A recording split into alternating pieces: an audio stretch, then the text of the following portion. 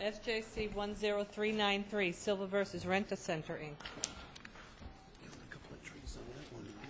Thank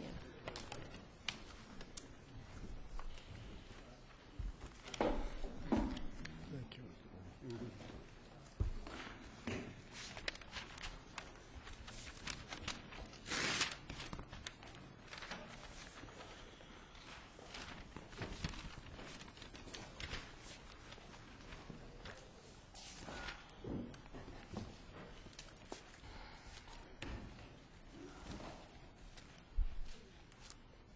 Good morning, Mr. Lesser. Take your time until you're organized.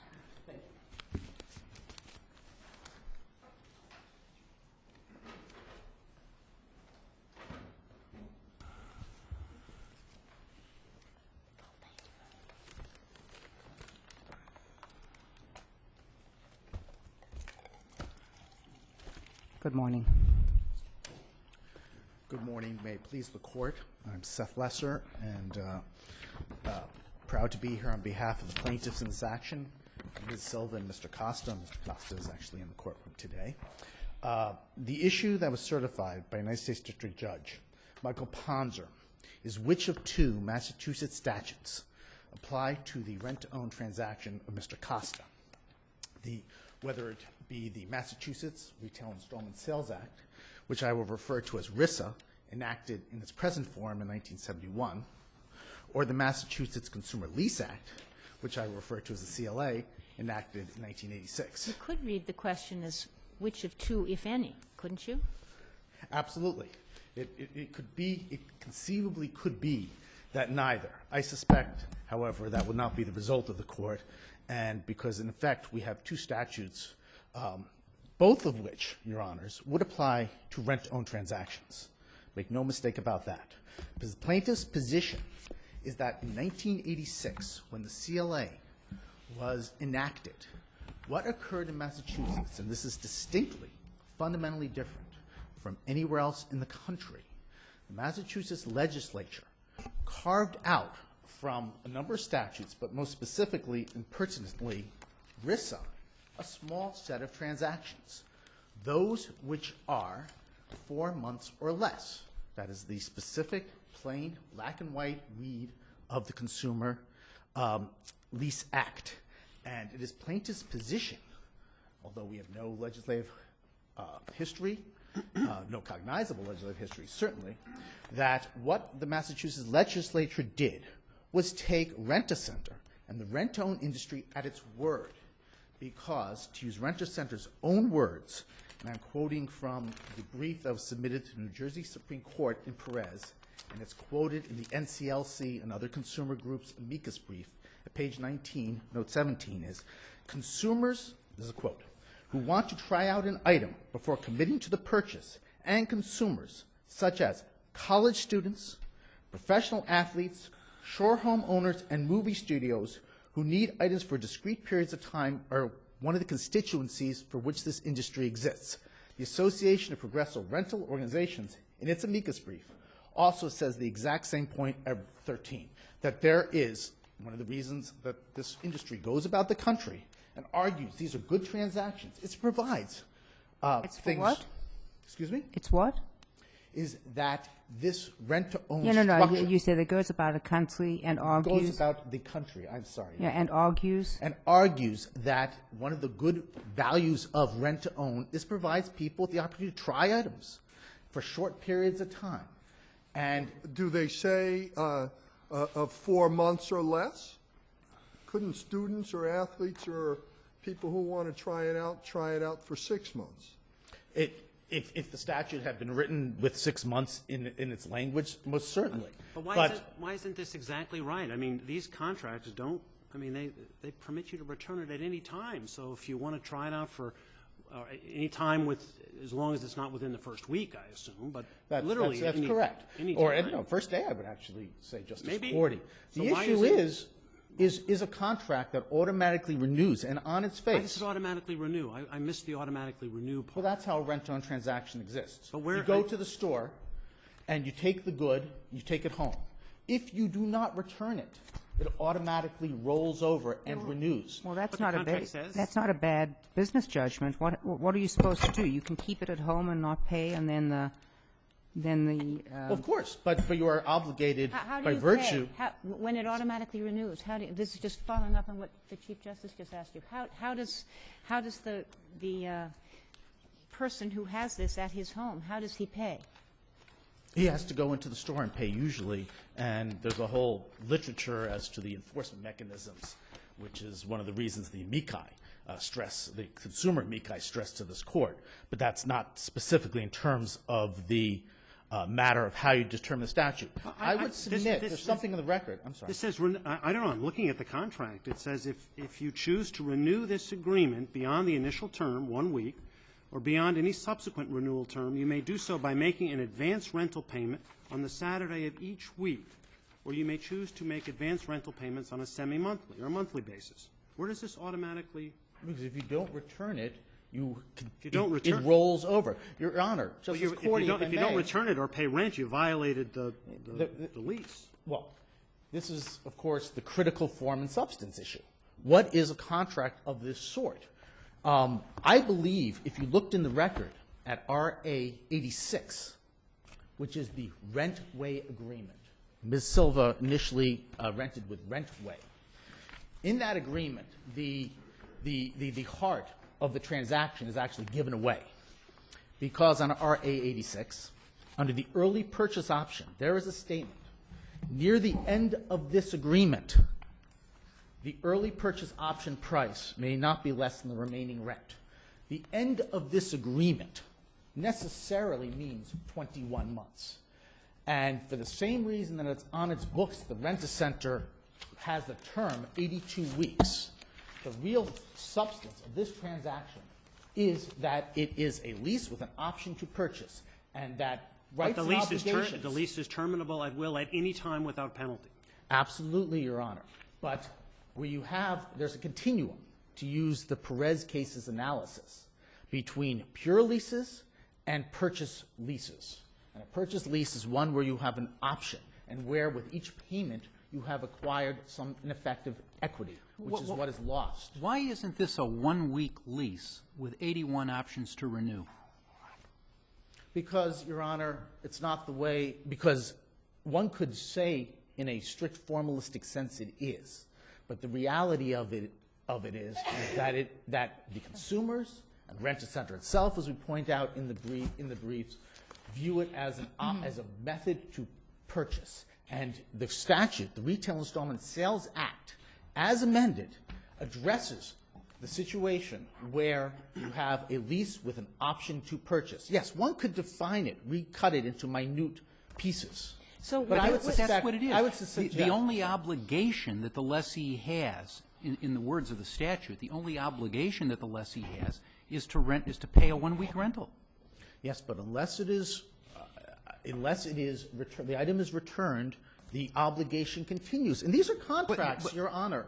But the right to renew is effectuated by payment of the next weekly installment, so that if you don't pay the next weekly installment, the next option to renew, the contract is done. It's over.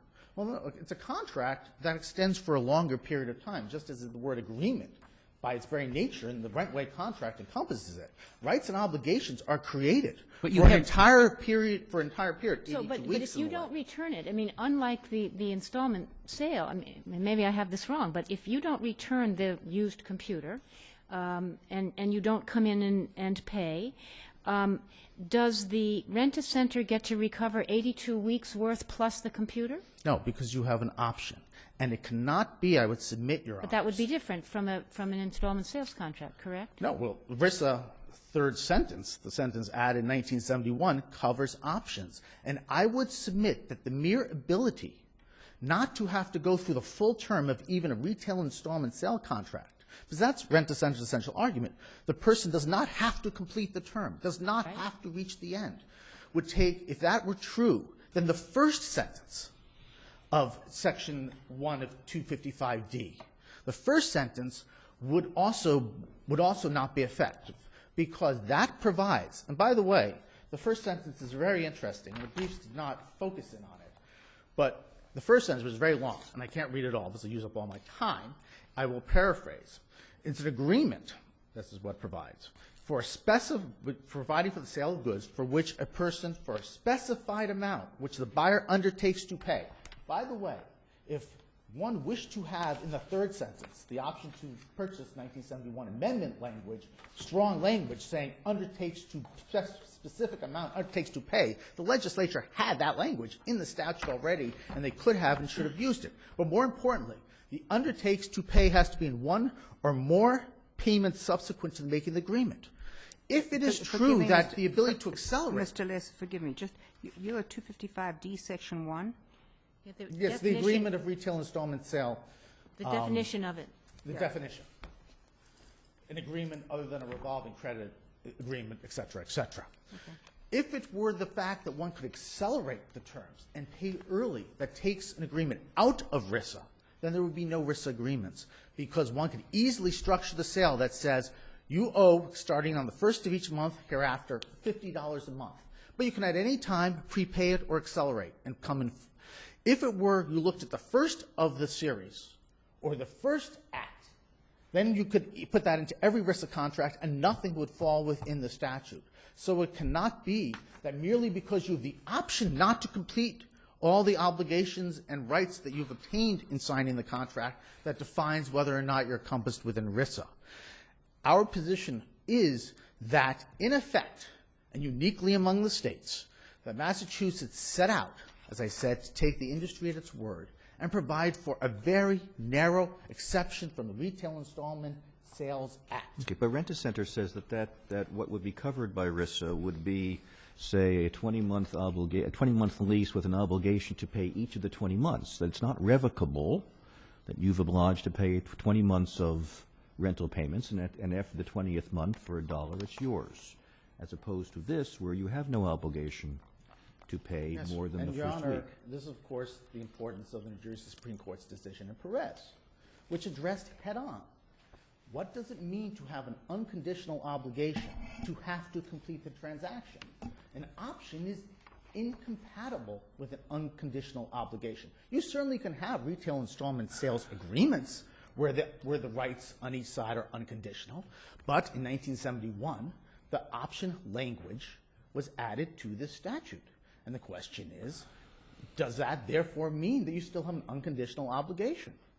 No, Your Honor, I submit. You can't have an unconditional obligation and still have the choice not to complete it. The two are incompatible. And that is why, quite recently, in a very thoughtful opinion, the New Jersey Supreme Court addressed this head-on and said, yes, Rent-A-Center's transactions on the continuum from lease to purchase fall closer to the purchase end of the spectrum, particularly if you recognize, and it would be the same in this court and in this state, that the Retail Installment Sales Act is a consumer protection statute to be liberally interpreted. Mr. Costa and others like him are paying interest not slightly above the usury limit in this state, but 300%, 400%, 500% of the usury limit. Can you 100%. give me an example of that? Now, as I understand it, when a person rents to own, let's say, a washing machine, they could have, this is an 82-week agreement? Mr. Costa So says yes. At the end, let's say they kept the appliance for 82 weeks. How much interest would they have paid? Mr. Costa's contract, which wasn't a washing machine, was a used notebook computer. He paid almost exactly 100% APR. And that is what this case truly, Your Honors, is about. Does the Attorney General agree with your our Attorney General agree with your interpretation? We address the specific Attorney General regulation at page 15 of our brief. I will be honest and tell you that both sides in this case went and asked the Attorney General to appear on their behalf, and the Attorney General response was it would leave the statutory interpretation up to this court. Now RISA has an interest cap, a rate cap of 21%, but there's no cap under CLA. That's correct. And we submit that makes sense. In 1986, the legislature said for a short-term transaction, even a rent-to-own transaction, what does the CLA cover in terms of rent-to-own? Let me give you an example. December 1, hardware store says, try and buy a snowblower. For $50 a week, you can take this home for the next 6 weeks and try it. And if you like it, we'll give you 2/3 credit for the payments you made at the end of the 6 weeks. That would be a rent-to-own transaction. It would be covered by the CLA. It would not be covered by the Retail Installment Sales Act in Massachusetts. And the reason it would not be a RISA transaction is of necessity when you have a short-term rent-to-own transaction.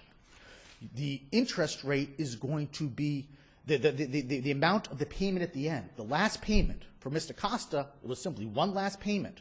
The same he's been doing up to this point because he's gained that much equity in the good. And we discussed the Massachusetts law as to why that makes it look like a sale, not a lease.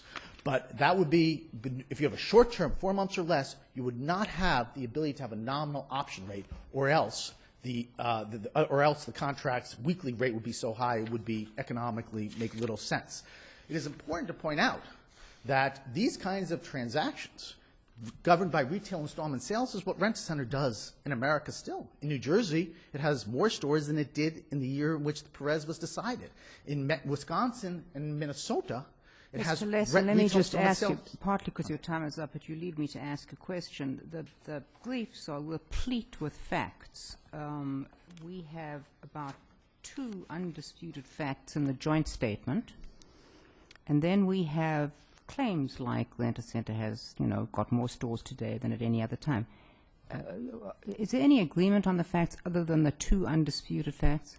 No, there was, of course, also disagreement on the facts. I would submit as to how Rent-A-Center does business in the states where what it calls lending limits are in place is something the court could actually review. It's in their SEC filings, the most recent 10K, and the court could take judicial notice of it, that in fact this entity We in may those or may, states. so there really are only 2 undisputed facts. That is absolutely The correct. second thing is, has the class been certified?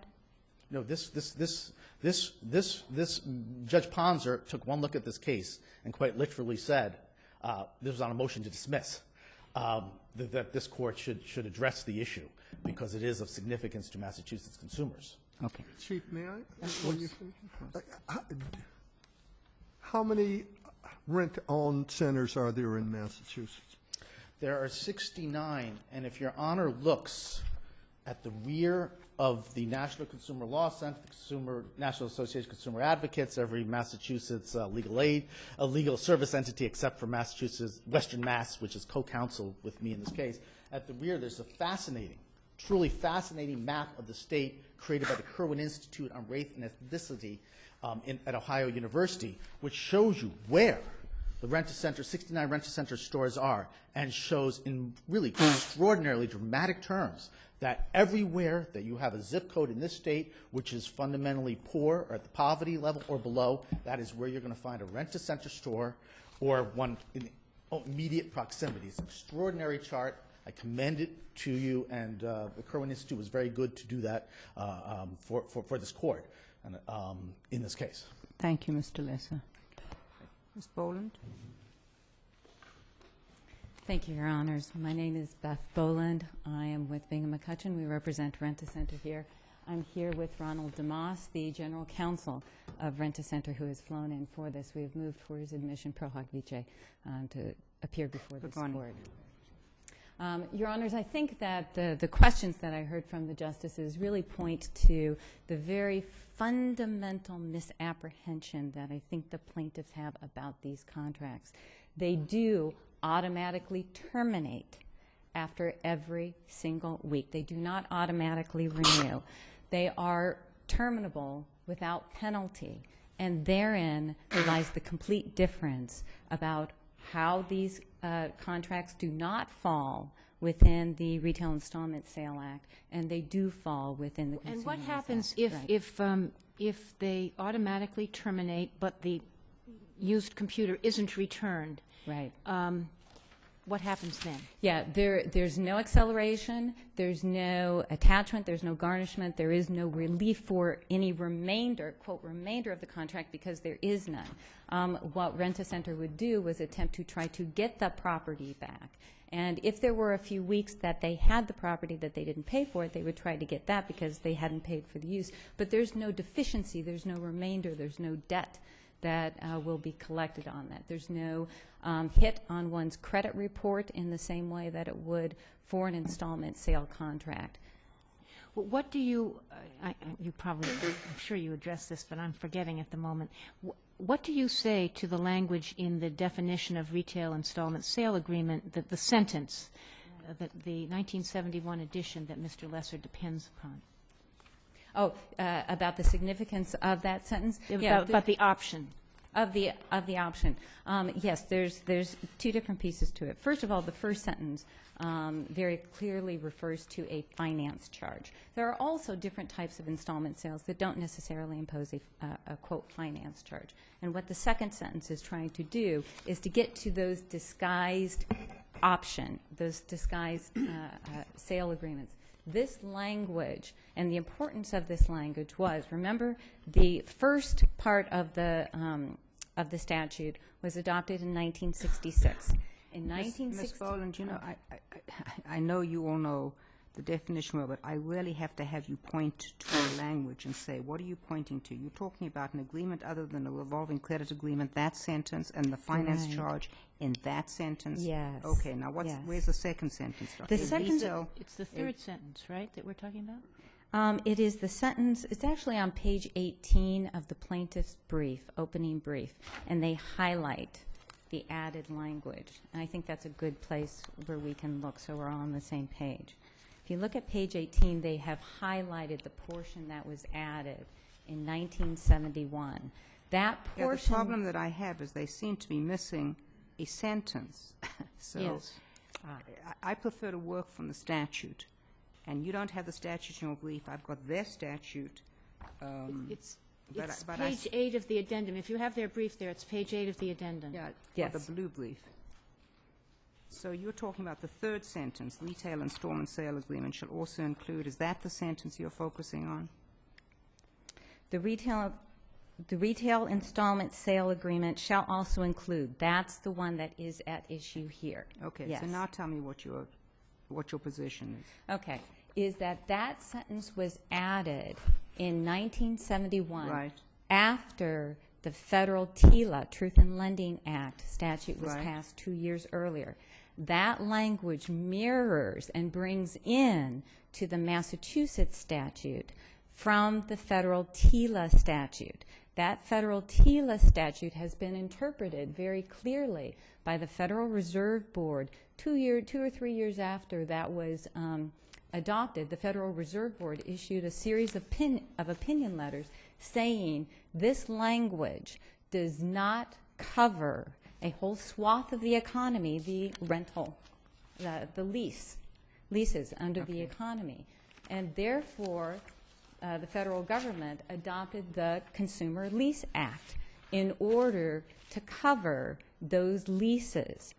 The Massachusetts statute followed really to the word. I mean, Mr. Lesser talks about what's happening in other states, but recall as well that in Massachusetts was one of the first states to adopt the Consumer Lease Act, and it was patterned directly after the federal Consumer Lease Act, down to the word, down to the definition of consumer lease and what it entails, and down to the title of it. That language in the Massachusetts Consumer Lease Act very clearly covers leases just like this. Well, doesn't that language say that it's limited to 4 months? Yes. Well, aren't 82 weeks more than 4 months? Well, just as Justice Spina said, these are actually 1-week contracts that can be renewed, and the Massachusetts legislature took very clearly thought about this issue. What about if you can renew it or extend it? And they applied that language when they were talking about very short-term leases, you know, the minimum amount, 7-day leases. And so they said in that instance, if you have renewals and extensions, then it falls into the Consumer Lease Act. When they were talking about the 4-month period, they did not include that language. What plaintiffs are trying to do is, we would suggest, is to have this court add into the statute, including renewals and extensions, which the legislature very clearly decided not to include.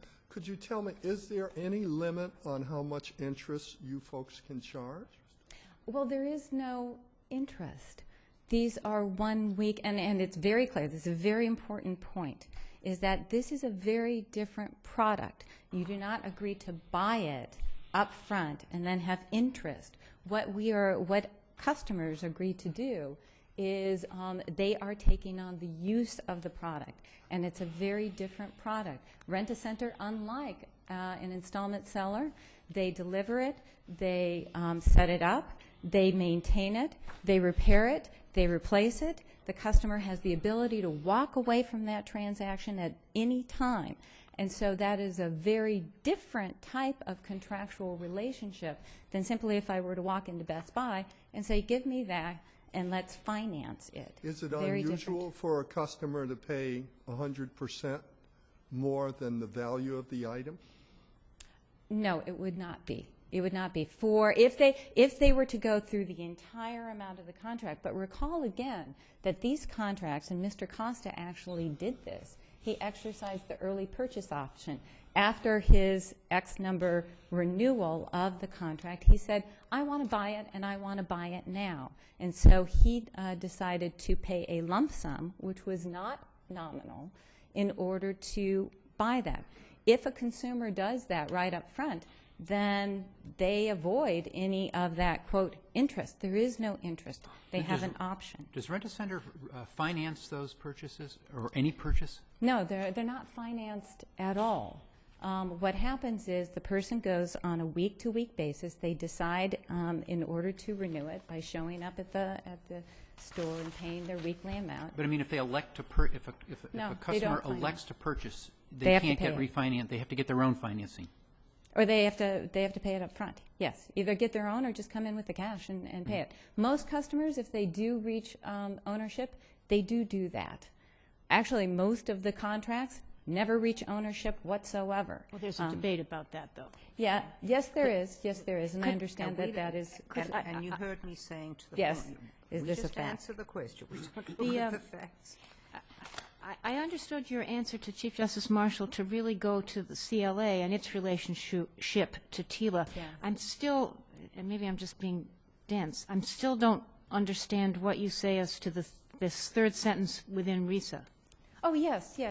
That third sentence was added to mirror the language in TILA to cover disguised sales. So that was added in 3 years after TILA was adopted. They took that language and they adopted that into the state RISA language in order to cover disguised I took leases. your answer to mean to Lisa, not to see it, not to Disguised CLA. sales. Yeah. Disguised sales, yes, I'm sorry. Yeah. Disguised sales.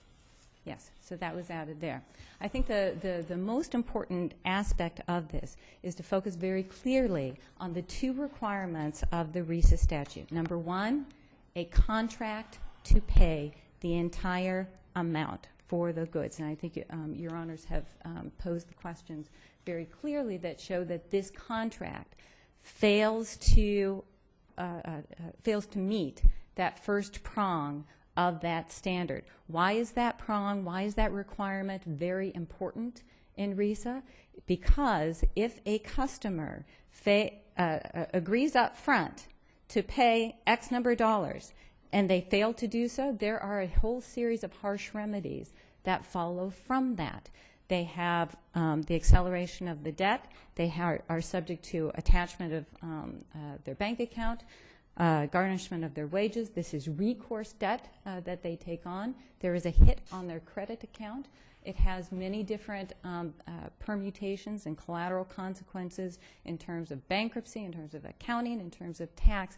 If you do not have that contract to pay, an agreement to pay up front. Here we do not. It's very clear in the contract. It couldn't be clearer. It says that the customer must agree that you are not obligated to renew this lease and may terminate at any time without penalty and with no further obligation. In fact, that's what Ms. Silva did. After many of these contracts, and this is part of the joint statement of facts, she walked away. It's very clear that they understood, that these customers understand that they can walk away because they do walk away. That's exactly what the contract Ms. Bowen, provides. Yes.